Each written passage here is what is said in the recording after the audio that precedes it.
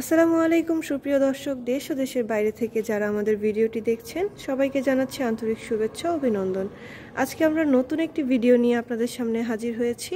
আমাদের ভিডিওটি সম্পর্কে জানাবে বা আমরা যে মেশিনটি নিয়ে ডিটেলসে কথা বলবো আমাদের সহযোগিতা করবে এই ভাইয়ের পরিচয় জেনে নিই আমরা। ভাই, আপনার নাম? মোহাম্মদ সোহাগ। জি, আজকে আমরা কোন মেশিন নিয়ে কথা বলবো? আজকে আমরা ভার্সন 42 রাইস মিল নিয়ে কথা বলবো। জি, ভার্সন 42-এ কি কি আপডেট এসেছে আগেরগুলো থেকে? আমাদের ডিক্স মিলটা অনেক বড় হচ্ছে। জি, দেখতে পাচ্ছি একটা বড় হচ্ছে এবং প্রোডাকশনও অনেক হাই হচ্ছে। আমাদের রাইস মিলের সাইজটা অনেক বড়। জি, রাইস মিল দিয়ে কি কি কাজ করতে পারবে বা এটার প্রোডাকশন কেমন হবে? আমাদের এটা কম্বাইন্ড রাইস মিল, তো এটাতে আমরা ধান করতে পারবো পার আওয়ার 8 থেকে 10 মণ।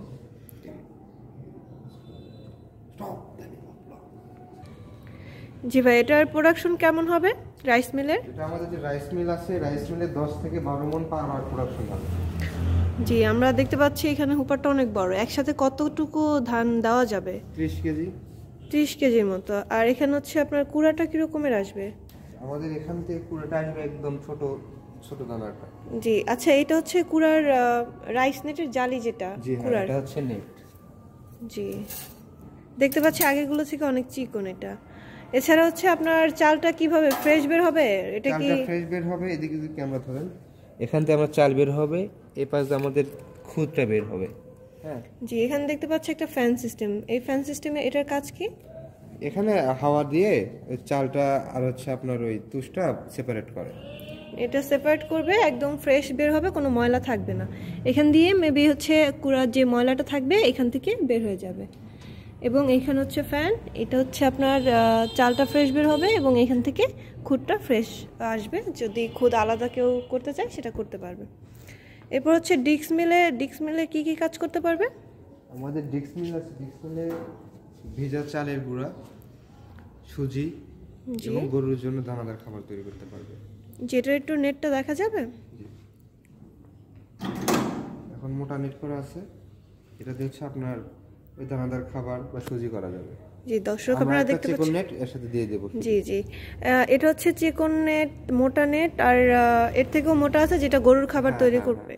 আচ্ছা ঠিক আছে, এটা যে চিকন নেটটা ওটা থেকে চিকন চাল বা এটা কিভাবে করবে? চিকন নেটটা দিয়ে আমরা সাধারণত চালের গুঁড়া করতে পারবো। চালের গুঁড়া, পিঠা খাওয়ার জন্য যেটা করে। এটা প্রোডাকশন কেমন হবে? এর প্রোডাকশন পার আওয়ার 20 কেজি হইতে শুরু করে। জি ভাই, তো এটার প্রোডাকশন তো আচ্ছা ভাই, ডেক্স মিলটা কিভাবে কাজ করবে কাস্টমাররা? হ্যাঁ, এটা আমাদের হলার। হ্যাঁ জি, এই পাশ দিয়ে আমরা চাল দিতে পারি বা এই পাশ দিয়ে দিতে পারবো। হ্যাঁ, দুইটা সিস্টেম আছে। হ্যাঁ, এখানে এসে নেটে আসে, এখানে আমাদের গ্রাইন্ডারটা লাগানো আছে। ঠিক আছে, এখানে ঘুরে ঘুরে জাল দিয়ে ছেঁকে আমাদের এই পাশ দিয়ে চালের গুঁড়াটা বের হবে। খুবই সুন্দর একটা সিস্টেম করা আছে যাতে কাস্টমারদের কোনো সমস্যা না হয়। প্রোডাকশন আগের ভার্সনের চেয়ে অনেক বেশি। জি, এছাড়া হচ্ছে এটার কাজ কি? এটা হচ্ছে গ্রাইন্ডার। এটা আমরা এর সাথে মোটরের সাথে আমরা 10 ইঞ্চি গ্রাইন্ডার দিচ্ছি। হ্যাঁ, জি, এই গ্রাইন্ডার দিয়ে আপনার হলুদের গুঁড়া, তারপর মরিচের গুঁড়া, মশলা জাতীয় খাবারগুলো আপনি করতে পারবেন। মানে ধনিয়া গুঁড়া বা হলুদ, মরিচ, বেসন এই টাইপের। আর এটার প্রোডাকশন কিভাবে বের হবে? আউটপুট ইনপুট কোত্থেকে? এটা হচ্ছে ইনপুট, এই পাশে হচ্ছে আউটপুট। এই পাশে আউটপুট, এই পাশে হচ্ছে আউটপুট এবং এখানে হচ্ছে ইনপুট করবে। আর এখান থেকে এটার কাজ কি? আর এটার গ্রাইন্ডারটা কত ইঞ্চি? গ্রাইন্ডার 10 ইঞ্চি। আপনাদের যদি পাটাটা দেখাই, 8 ইঞ্চির চেয়ে অনেক বিশাল পাটা।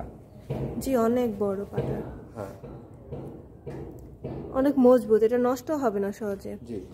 আর এটার আউটপুটটা এই পাশ দিয়ে আসবে,